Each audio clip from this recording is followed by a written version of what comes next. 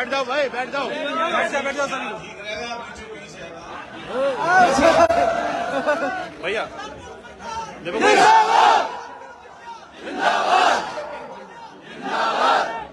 अतुल भैया जिंदाबाद, अतुल भैया जिंदाबाद। भाई साहब अपनी बात शुरू करें, मैं आपके सम्मान में 2 शब्द कह रहा हूँ, उसके बाद आप चालू करना, आपका परिचय दे रहा हूँ।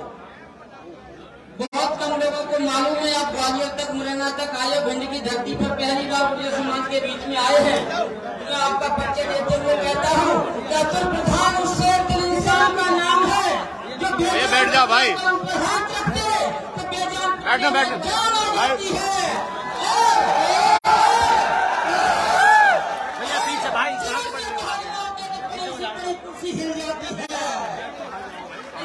के साथ हमारे बीच में अतुल प्रधान जी अपनी बात रखेंगे, मैं आपको दूंगा।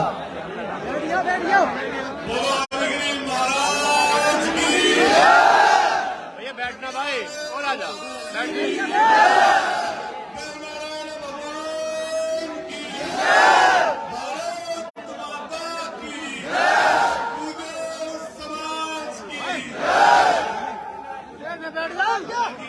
बैठ जाओ भाई, बैठ जाओ, बैठ जाओ भाई, बैठ जाओ। आगे से काम नहीं चलेगा, थोड़ी देर बैठ जाओ। और विषय एक ही हो तो जो अध्यक्षता कर रहे होते हैं या जो मुख्य अतिथि या लास्ट का भाषण उद्बोधन वक्तव्य देते हैं तो उनके पास ज्यादा कुछ नहीं बचता। ब्रजेश भाई लेकिन फिर भी उसे परे करो थोड़ा। जब इतने दूर से चलकर मैं आया हूं, आपका खून हो, आपके जैसा हो, आपके विचार का हो और इतनी मोहब्बत और इतना प्यार करने वाले लोग यहां पर हैं, तो सोचिए मृत आदमी में मरे हुए आदमी में जान ना जाए। मैं सारे अपने इस देवताओं को नमन करते हुए, जितने यहाँ पर लोग बड़े बुजुर्ग हमारे मौजूद हैं, उनके चरणों में नमन करते हुए और अपने नौजवान साथी जो इस कार्यक्रम के लिए काम आ गए, जिन्होंने महीनों तक मेहनत की, आप लोगों को इकट्ठा किया, पूरी सरदारी को इकट्ठा किया, वो एक एक नौजवान बधाई का पात्र है। बैठ जाओ यार, मैं उनको साधुवाद देता हूँ, बैठ जाओ, बैठ जाओ। उनकी ताकत को बधाई देता हूँ, उनकी ताकत को सलाम करता हूँ, जिन्होंने इस ताकत का मुजाहरा, इस ऐसी ताकत और ऐसी शक्ति जो सत्ता के आवाज में सत्ता है, आज उसे आईना दिखाने का काम आप साथियों ने मिलकर किया है। मैं आप सबको बधाई देता हूं, चूंकि चर्चा बहुत सारे विषय हैं, लेकिन अभी टीम की बात हुई, अभी मंदिर की बात चर्चा हुई, अभी कैथल की बात आई, अभी हरियाणा की मुनीम की सभा की इकट्ठा होने की चर्चा हुई, अभी देश की आजादी के बाद और देश की आजादी के पहले के किस्से और तराने आपके बीच में आए। कितने लोग यहाँ पर बैठे हैं, कितने नौजवान खड़े हैं, हमारे रोंगटे खड़े हो जाते हैं, हमारे रोंगटे खड़े हो जाते हैं अगर सिर्फ एक देशभक्ति का गीत चलना शुरू हो जाए। यह वो जात है, यह ऐसी जात जिसने हजारों सालों तक गुलामी पसंद नहीं की, वो विदेशी आक्रांता जो हिंदुस्तान की जमीन पर कब्जा करना चाहते थे, इसको रोकना और कुचलना चाहते थे, उनको इस देश की सीमाओं से दूर रखने का काम अगर किसी ने किया तो इसी जात ने, गुजर समाज ने किया। और तो छोड़िए, उसके बाद जब ईस्ट इंडिया कंपनी आई, देश में अंग्रेजों का राज आया, तो सबसे पहले देश के वो परवाने, देश के वो सच्चे सबूत देश मिट्टी में पैदा हुए और जिन्होंने मन बनाया कि हम इन अंग्रेजों के खिलाफ लड़ेंगे। अगर वो कोई थे तो 1857 की क्रांति से पहले भी आपके गुंजा बहादुरपुर गांव है, आज उत्तराखंड की सीमा में लगता है। वहां से लेकर वो देश के किसी भी हिस्से में चले जाइए, उत्तराखंड, पंजाब, हरियाणा, उत्तर प्रदेश, राजस्थान, ये आपका पूरा मध्य प्रदेश का क्षेत्र है। ये सब वो लोग थे जिन्होंने 1857 की क्रांति में ये बताया कि हम गुलामी पसंद नहीं करते, गुलामी में नहीं रहेंगे, मरे पिटे खपे 15-15 साल, 14-14 साल के बच्चों की कुर्बानियां दी, तब ये देश आजाद कराया। और ऐसे अनगिनत नाम देश के इतिहास में भरे पड़े हैं जिन्होंने अपने 18 साल की उम्र भी पूरी नहीं की, उससे पहले ही अपने बच्चों को देश के लिए कुर्बान कर दिया। अभी चर्चा चल रही थी मां पन्ना धाय की। मैं तो देश के उन लोगों से कहना चाहता हूं जो गुर्जर जाति से नफरत करते हैं, नफरत के बीज बोते हैं। अरे पन्ना धाय मां का इतिहास पढ़ो और पढ़कर अपनी निर्लजता पर शर्म करो, जिसने अपने कलेजे के टुकड़े को आपके लिए कुर्बान कर दिया। और ऐसी कुर्बानी जो इतिहास जब जब पढ़ा जाएगा तब तब मां पन्ना धाय का नाम पढ़ा जाएगा। ऐसा वो वीर सबूत 1857 की क्रांति के महानायक जिसे भगत सिंह कोतवाल गुर्जर कहा जाता है, जो मेरठ की सरजमीन पर पैदा हुआ, उसने सिर्फ अपनी कुर्बानी नहीं दी नौजवान साहब, सिर्फ अपने आप को कुर्बान नहीं किया देश के ऊपर, उसने अपने पूरे परिवार को खोया। और यहां तक कि जिस माछली गांव का जिक्र आता है, जिस गांव के धन सिंह कोतवाल थे, वहां पर औरत और बच्चों को छोड़कर बाकी सबके सब लोगों को मौत के घाट उतार दिया गया था अंग्रेजों के द्वारा। ये इतिहास है गुजरों का। लेकिन दोस्तों साहब, ये तो देश की आजादी की पहले की बातें हैं, लेकिन 1857 की क्रांति के बाद और 15 अगस्त 1947 के बाद, उसके बाद क्या हुआ? उसके बाद भी तो कोई सीमा उठा लो, चाहे वो पाकिस्तान की सीमा हो, चाहे वो सीमा चीन की सीमा हो, चाहे वो सीमा नॉर्थ ईस्ट के अरुणाचल से लेकर मणिपुर से लेकर पूरे चीन के एरिया की हो, अगर वहां पर भी किसी ने छाती अड़ाकर देश की सेवा की, छाती पर अगर गोली खाई, तो उनमें नाम सबसे पहले गुर्जर समाज का पहली पंक्ति में आता। लेकिन देश की आजादी के बाद जो सरकारें आई, सत्ता में लोग बैठे, चूंकि अंग्रेजों ने खदेड़ दिया था, कुचल दिया था, दबा दिया था, तो कहीं नहर के किनारे पर, कहीं नदी के किनारे पर, कहीं दूर इलाकों में जाकर ये गुर्जर जाति के लोग बस गए। और उसी का नतीजा है, चाहे भिंड हो, चाहे मुरैना हो, चाहे ग्वालियर हो, चाहे जालौर हो, चाहे ग्रेटर नोएडा हो, चाहे नोएडा हो, चाहे आपके पूरी की पूरी पट्टी गंगा से लगी हुई हो, चाहे गंगा से लगी हुई पट्टी हो, यहाँ पर हमारे समाज के लोग रहते हैं। आपके साथ देश की आजादी के बाद भी सरकारों ने नाइंसाफी की है। मैं तो गौरवान्वित महसूस करता हूं अपने आप को, जब देखता हूं इस समय नौजवान साथी उबाल खा रहे हैं, लेकिन जब जब ज्ञानेंद्र भाई का गाना बजता था, मैं देखता था नौजवान साथी उस गाने को सुन रहे हैं। बहुत ध्यान से सुनना, गौर से सुनना ये बात है। इसलिए जानना और पहचानना कि हमारी पहचान क्या है। और मैंने कई मौकों पर, कई जगह पर यह बात कही है कि अगर आपको सही समय पर, सही जगह पर बोलना नहीं आता कि हमें क्या करना है या क्या बोलना है, तो समझ लो ज्यादा तरक्की नहीं कर सकते। आज की पंचायत, आज की सभा हमारे हर्षोल्लास मनाने की सभा नहीं है।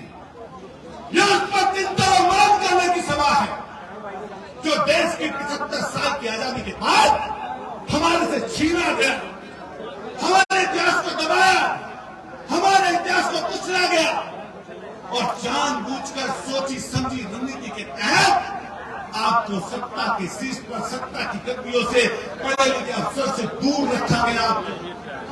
इसलिए मेरे बुजुर्गों, नौजवान साथियों, ये जो जन जागरण चलता है, आपको मोबाइल का जमाना है, एक दूसरे तक बात चंद मिनटों में, चंद सेकंडों में पहुंच जाती है। जो चाहे हम उत्तर प्रदेश के रहने वाले हो, चाहे आप मध्य प्रदेश के रहने वाले हो, और हम कल राजस्थान के अजमेर से होकर आए हैं। पूरे राजस्थान में ऐसा जन जागरण है कर्नल करोड़ी के आंदोलन के बाद, बल्कि राजस्थान में नहीं पूरे देश में, कि जब भी इकट्ठा होने का मौका पड़ेगा तो हम इकट्ठा होंगे। ये ध्यान रखना, ये ध्यान रखना नौजवान साथियों। मैं ज्ञानदेव राज को इसलिए बात कह रहा था कि जब आप कहीं पर जाते हो, जब आपके गानों की धुन बनती है, जब आपके गाने से शब्द निकलते हैं, तो कई बार हमारे नौजवान साथी अपने आप को उस गाने के लिए गिरफ्त पाते हैं। इसलिए समय का दौर है। इस समय के दौर में कई बार हम लोग विचलित हो जाते हैं कि हमको जवानी में करना क्या है। हम अगर 18 साल की उम्र में हैं, 19 साल की उम्र में हैं और ऐसे जवानी के मोड़ पर हैं, जिधर की तरफ एक रास्ता बेहतरी की तरफ जाता है, छल की तरफ जाता है, ताकत की तरफ जाता है, और दूसरा रास्ता आपको अपराध की प्रवृत्ति की तरफ लेकर जाता है। इसलिए सोचने समझने की जरूरत है कि क्या गलत तरफ जाओगे, क्या सही तरफ जाओगे। मैं कई बार इन महाराज जी का नाम इसलिए लेता हूं अपने क्षेत्र में जाकर, हरिगिरी महाराज की चर्चा इसलिए करता हूं कि एक ऐसा संत, हालांकि संत बहुत लोगों को कहा जाता है, लेकिन आजकल संत की परिभाषा बदल गई है। मैं संत हरिगिरी महाराज को संत इसलिए कहता हूं कि उन्होंने समाज के नौजवानों को शराब से दूर करने का काम किया, शराब से दूर करने का काम किया। हरिगिरी महाराज की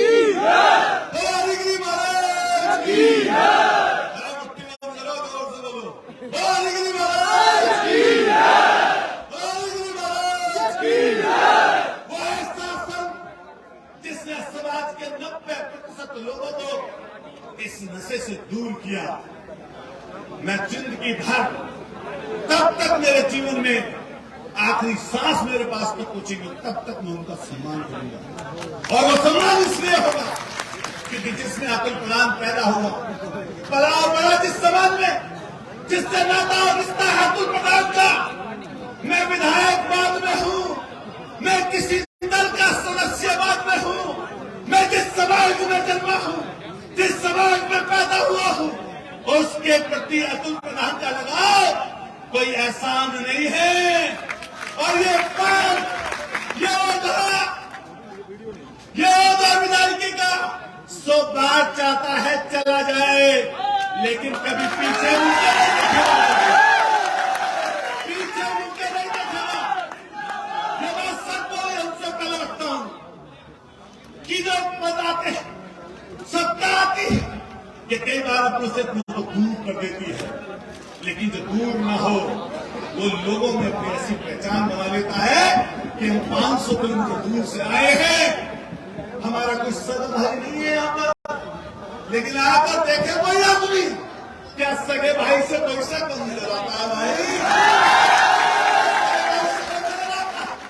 ये खून का रिश्ता है, ये खून का रिश्ता है, और इस खून के रिश्ते के लिए अतुल प्रधान अगर 100 बार मर तो मैं 100 बार मरना पसंद करूंगा, 100 बार मरना पसंद करूंगा। लेकिन ये ध्यान रखना, नेता का काम सिर्फ वोट लेने का नहीं होता, वोट लेकर जीतने का सिर्फ नहीं होता, हार कर चले जाने का नहीं होता।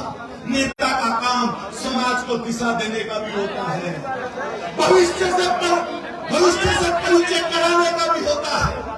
जब हमारे यादव समाज का जिक्र आया, जब हमारे मौर्य समाज का जिक्र आया, जब हमारे पुष्पेंद्र भाई खड़े उनका जिक्र आया, जब हमारे SC ST OBC भाइयों का जिक्र आया, तो मैं सब लोगों से बात कहकर जाऊंगा कि ये ऊंच और नीच सिर्फ जनरल कास्ट और OBC नहीं है, OBC की भी जितनी भी 36 बिरादरियां हैं इनमें भी ऊंच नीच है, और उससे भी ऊंच नीच हम लोग अपने दलित भाइयों से, अपने वाल्मीकि समाज के लोगों से, और दूसरे दिन को नीचा मान के उनसे ऊंच नीच करते हैं। लेकिन ये ध्यान रखना, ये ध्यान रखना बात को बोल के द्वारा आज से ताकतवर व्यक्ति जो सत्ता के शिखर पर बैठा है, जो गद्दी पर पहले बैठा है, जो विधायक संसद में बैठा है, वो आपसे सिर्फ जिंदाबाद बुलवा सकता है, आपसे सिर्फ दरी बिछवा सकता है, लेकिन आपकी जिंदाबाद कभी वो बोलेगा नहीं। इसलिए ध्यान रखना होगा कि किसी गांव में, किसी नुक्कड़ पर, किसी चौराहे पर, किसी चौपाल पर कहीं पर निकल के चलो तो किसी गरीब का अपमान मत करना, किसी कमजोर का अपमान मत करना, उसको गले से लगाना। अगर गले से लगा दोगे, अगर उसके लिए प्यार के तो शब्द भी बोल दोगे, तो देखना अगले दिन वो व्यक्ति आपके लिए वोट तो छोड़िए, कहेगा मेरी जान आपके लिए बोलेगा आपके लिए। इसलिए छोड़ो टिकट किसी विधायक और सांसद का, और छोड़ो ऐसे लोगों का जो ताकत में बैठे हैं। वो आपको ताकत क्यों देंगे? अरे ताकत तो उनसे छीननी पड़ेगी, और वो छीनी कैसे जाएगी लोकतंत्र में? वो छीनी जाएगी पढ़कर लिखकर, जो बाबा साहब भीमराव अम्बेडकर कहते हैं कि शिक्षित बनो, संगठित हो और संघर्ष करो। ये छोटे छोटे बच्चे, ये नौजवान साथी जो बैंक की नौकरी की तरफ दौड़ा करते थे, सड़कों पर लाइन लगाकर, हमारे नौजवान साथी का सपना होता था कि फौज में जाऊंगा, देश की सेवा करूंगा। बताओ ये सपना होता था नहीं होता था? होता था नहीं होता था? जोर से बताइए, क्या उस सपने को इन लोगों ने, क्या कहना, उनको इन लोगों ने बर्बाद नहीं कर दिया सपने? इसलिए ध्यान रखना, ये लोकतंत्र का उत्सव होता है चुनाव, और इस समय सबक सिखाने का मौका होता है आपके पास। जो आपकी तौहीन करे, तो आपका असम्मान करे, जो आपके स्वाभिमान को चोट करे, जो आपके इतिहास को बर्बाद करे, जो आपकी नौजवान पीढ़ी को बर्बाद करे, उसको वोट के वोट, उसको ठहरा के दिखाना, उसको मत बोलना। और ये लंबे लंबे भाषण, ये लाल किले की प्राचीर से लंबा भाषण, ये छोटे जगह छोटा भाषण, इनके छोटे पितली जो यहाँ घुमा करते हैं विधायक के रूप में, सांसद के रूप में, जनता के सामने इनकी ना हैसियत पहले की, न आने वाले समय पर है। इनकी हैसियत आपने बनाई है, और आप भी उसको बिगाड़ने का काम भी करोगे, खत्म करने का। इसलिए कई बार डाला जाएगा, जब चुनाव के नजदीक पहुंचेगा तो पद दे दिया जाएगा, जब चुनाव के नजदीक पहुंचोगे तो कहीं पर शराब परोसी जाएगी, जब चुनाव के नजदीक पर पहुंचोगे तो कहीं पर पैसे बिछा दिए जाएंगे। उससे सचेत रहना। अरे चौकस रहना। मैं तो उत्तर प्रदेश की बात कर रहा हूँ, हमारा दलित समाज है, यहाँ भी बड़ी संख्या में हमारा दलित समाज आपके बीच में वास करता है। चाहे कितनी भी जाकर लालच उनको कोई दे दे, अगर किसी को वोट नहीं देनी तो वोट दे देंगे। इसलिए पटकर काम मत करो। जो जनजागृत कर रहे हमारे नौजवान साथी, जो दिन भर निकलते हैं और शाम तक घुमा करते हैं सड़कों पर, आज उनकी वजह से आप लोगों को जागरूकता आई। हम तो बदले विधायक दूर से, कई बार लोग कहते हैं कि क्षेत्र में वो बिरादरी कम है, जीतेंगे कैसे? अरे मैं आपके सामने उदाहरण खड़ा, जिस क्षेत्र में तो प्रधान विधायक बनकर आया है, उस क्षेत्र के बारे में कोई जो नौजवान साथी तो फेसबुक पर, सोशल मीडिया पर जानते होंगे, लेकिन बड़े बुजुर्गों को बता देता, देश की आजादी के बाद कोई भी गरीब नहीं जीता था चुनाव। बंजर जमीन थी, कंकर भी थे, पत्थर भी थे। 15 साल तक समझ लो उसने हल चलाया, फावड़ा चलाया, लोगों से मिले, गरीबों की हमदर्दी ली, उनके बीच में रहकर काम किया। और जो 1000 करोड़ 5000 करोड़ का आदमी था, जो लोग इतिहास चोरों की तुम बात कर रहे हो, ऐसी चर्चा करता था, झूठ और खरे बोला करता था और हमेशा सीट उनके पास रहती थी। पता कर लेना, ऐसी प्रतिक्रिया देकर आया हूं और आपका आशीर्वाद है तुम्हारे। और जिसने सदन में अतुल प्रधान को सुना होगा, तो हमने कभी मुख्यमंत्री सामने बैठे हैं, सरकार और सत्ता कितनी ताकतवर होती है इसकी परवाह कभी की नहीं है। और आपको वादा देकर चाहता अतुल प्रधान, इसकी परवाह मरने तक अतुल प्रधान जैसे लोग नहीं करेंगे। और चाहे कुछ हो जाए, कोई भी परिस्थितियां हो, मुकदमे खाए, जेल जाए। अभी हमारे साथी जिक्र कर रहे थे मुकदमों का, कह रहे थे कि मुकदमे लगा दिए, बहुत मुकदमे लगे। पता कर लेना, उत्तर प्रदेश में अगर किसी विधायक के ऊपर सबसे ज्यादा मुकदमे होंगे तो अतुल प्रधान का नंबर पहला नंबर। मुझे कई लोगों ने कहा कि आप जात की चर्चा करते हो, आप जात के बारे में बोलते हो। मैंने एक बात उनसे कही कि अतुल प्रधान कभी किसी जाति से नफरत नहीं करता, कभी किसी वर्ग से नफरत नहीं करता, कभी किसी पंथ से नफरत नहीं करता, कभी किसी धर्म से नफरत नहीं करता। लेकिन आप बताओ, जब हम किसी दूसरे से नफरत नहीं करते तो जिनमें पैदा हुए हैं, पले हैं, बड़े हैं, नाते हैं, रिश्ते हैं, और उनसे लगाओ। क्या अतुल प्रधान ना हो तो क्या फायदा हमारी जवानी, क्या फायदा हमारे पद होने का, क्या फायदा हमारी जानकारी का, क्या फायदा हमारे एक्सपीरियंस का। आपके बीच में आए हैं तो आपको तोड़ने थोड़ी ना आए, आपको जोड़ना है। एक बात हमसे पहले वक्ताओं ने बहुत अच्छी कही कि आपके बीच में से निकल के नेता आए। अरे मेहनत करिए। अभी जब बात चल रही थी हमारे सुप्रीम कोर्ट की, हमारे भाई की साथी, सुप्रीम कोर्ट में मुकदमा पहुंचा ओबीसी के ऊपर, तो एक जिक्र की नाम कर कह दिया कोई ओबीसी जज हो तो उसकी सुनगी, 80 का जज हो तो उसकी सुनगी में। तो सोचो, गुजर बिठाता इसके सामने, गुजर उसने जुर्माना कर दिया जज ने। अरे हमारे जज साहब, सुप्रीम कोर्ट की तो बड़ी बड़ी इज्जत है, बहुत सम्मान है।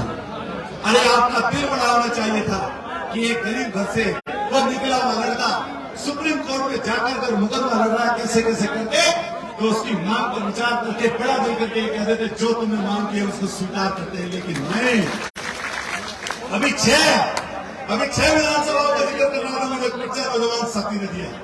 अरे 6 छोड़ो, जब वोट नहीं देनी तो सारी जगह जनजागरण करिए, फिर 6 पर नहीं, फिर ओवैसी पर भी नहीं देनी। यही ताकत है, जहां पर जीत सकते हो जिता देना। हमने एक बात कही थी राजस्थान में, यहां पर भी कह के जाता कि समाज का कोई व्यक्ति चुनाव लड़ रहा है आपका, अगर सरपंच बन रहा है तो बना देना, अगर सदस्य बनता है जिला पंचायत या किसी आपके जिला परिषद का तो बना देना, विधायक बन सकता है बना देना, सांसद बन सकता है बना देना। अगर किसी को बड़ा नेता बनने की तरफ कोई बड़ा मुख्यमंत्री बन सकता है तो उसे मुख्यमंत्री बना देना। बताइए, इतनी देर तक हम लोग बोले, किसी पार्टी का जिक्र किया क्या भाई? अरे जोर से बोले, किसी दल का जिक्र किया हमने? अरे मंच सामाजिक, इस मंच पर सामाजिक बात, आपकी सच्चाई और अच्छाई की बात। लेकिन मैं फिर ये बात कह के जाऊंगा कि आपस में प्रतिस्पर्धा हो, जब आपस में छोटी छोटी बातों में नौजवान साथी प्रतिस्पर्धा करते हैं, तो मैं एक नौजवान से कहना चाहता हूं कि आप प्रतिस्पर्धा ऐसी मत करिए जिससे आप में अलगाव हो, जिससे आपका बंटवारा हो। जो ताकत में लोग होते हैं, सत्ता में बैठे हुए लोग होते हैं, अगर उनका चारा किसी पर नहीं चलता तो सबसे पहला कोई इख्तियार उनका चलता है तो फिर वो करता है डिवाइड एंड रूल का। हाथ डालो और राज करो। इसीलिए जैसे चुनाव नजदीक पहुंचेगा, ये 25 सितंबर की तारीख नजदीक पहुंचेगी, तो ये ध्यान रखना, रामप्रीत भाई, प्रदीप भाई, दिनेश भाई, हमारे जितने नौजवान साथी खड़े, भूपेंद्र जी, सारे सरपंच हमारे साथी, ये ध्यान रखना यही सरकार आपके बीच में से कुछ लोगों को निकालेगी और आपके सामने लाकर खड़ा कर देगी।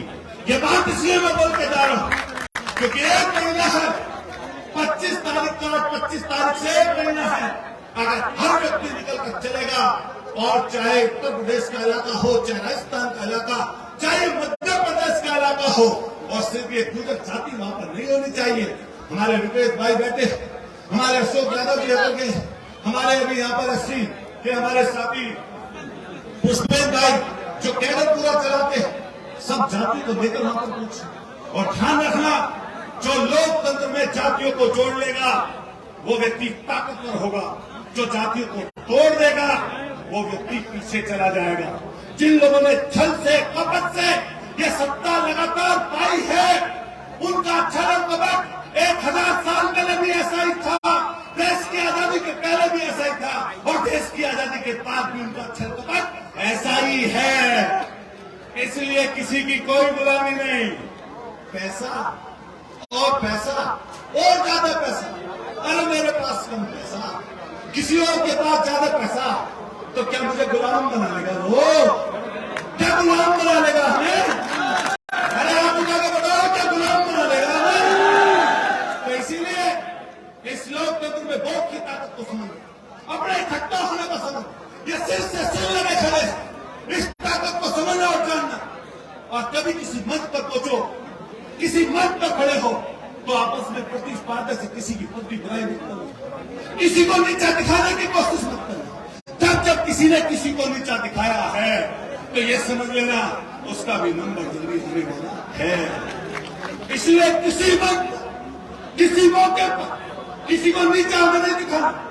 किसी की जात के लिए हम सब नहीं बोल रहे, कभी कभी हम जात के लिए बोलते हैं, धर्म के लिए बोलते हैं, पंथ के लिए बोलते हैं, तो उसमें जब बोलते हैं तो ये बात आती है सामने से, तुरंत किलकारियां उठती हैं और तेजी से बात आगे जाती है। लेकिन इसके बाद क्या होगा, हमेशा ध्यान रखना, किसी का वक्तव्य, किसी का भाषण, किसी का उदाहरण अगर चंद मिनटों तक आपके दिमाग में है तो उसका कोई फायदा नहीं है।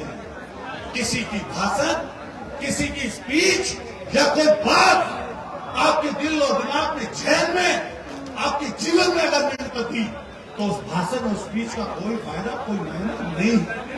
इसलिए मैं सबसे कह के जाऊंगा, ए भगवान साथियों, ए दोस्त लवरेज, मेरे भाइयों, मैं आपसे एक बात कह के जाऊंगा, इन बड़े बुजुर्गों से तजुर्बा ले लेना।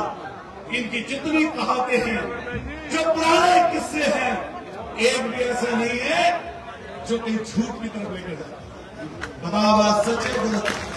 ये मोबाइल आपके हाथ में है, चाहे ज्ञान का भंडार है, नॉलेज बहुत इससे मिलती है, वही इसमें खराब चीजें भी बहुत सारी हैं। क्या है या नहीं बताओ? अरे जोर से बताओ, क्या सच बोल रहा हूँ गलत बोल रहा हूँ? जैसे ट्रैक्टर है हमारे घर में, अगर बोलने से पहले ट्रैक्टर को चलाओगे, मिट्टी को महीन करोगे तो पैदावार ज्यादा होगी, लेकिन अगर उसी ट्रैक्टर को बीजी हुई फसल पर चला दोगे तो फसल नष्ट हो जाएगी। ऐसी ये मोबाइल बहुत बड़ी चीज है। मैं तो अभी देख रहा था, एक सीमा इधर आई, पाकिस्तान का बॉर्डर पार करके, पाकिस्तान का बॉर्डर पार करके पता नहीं कहां से पहुंची। अरे उसको तो लोग जान ही गए, टीवी पर किसान की चर्चा नहीं, गरीब की चर्चा नहीं, बेरोजगारी पर चर्चा नहीं, कमजोरी पर चर्चा नहीं, पानी पर चर्चा नहीं, और पिछले 4 महीने से सीमा हैदर की चर्चा। सोचो, अरे उसको तो बेमस्कर कर दिया। एक वो दूसरी आई है झिंगूर सा, देखो झिंगूर सा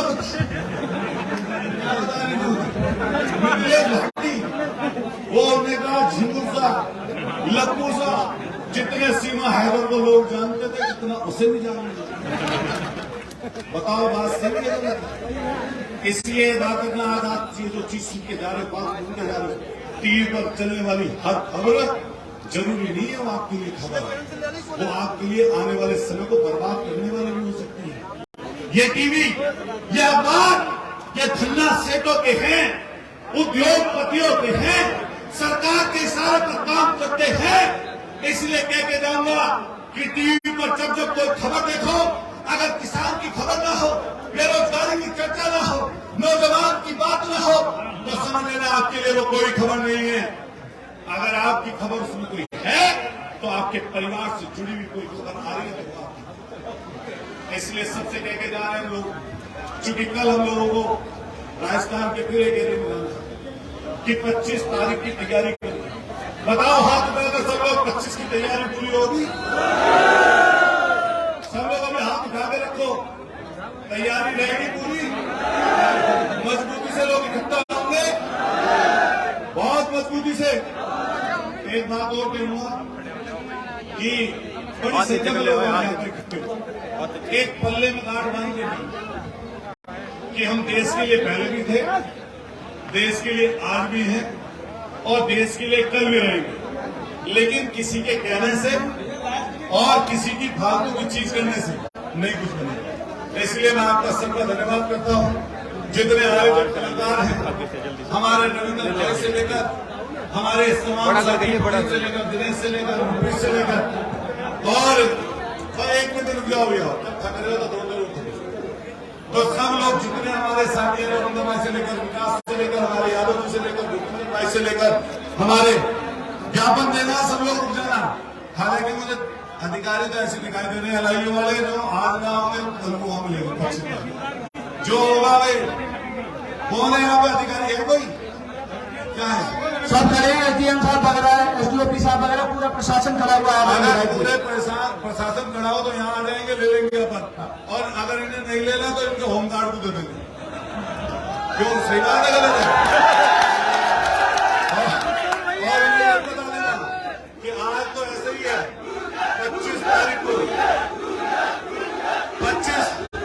25 सितंबर को पहले सुन लो भाई, 25 सितंबर से अगर पहले इन्होंने नहीं किया इंतजाम उस टीम का और यहाँ पे नाम लिखने का, तो 25 सितंबर को ग्वालियर से वापस ले जाएंगे। तब जाएंगे तो वो हट जाएगा। हाथ उठाइए सब लोग, हाथ उठा के बोलिए सब लोग, भाई एक बार हाथ उठा के सब लोग कहिए कि 25 सितंबर को तब उठेंगे जब मामला निमट जाएगा। वो सहमति है भाई सबकी सभा की?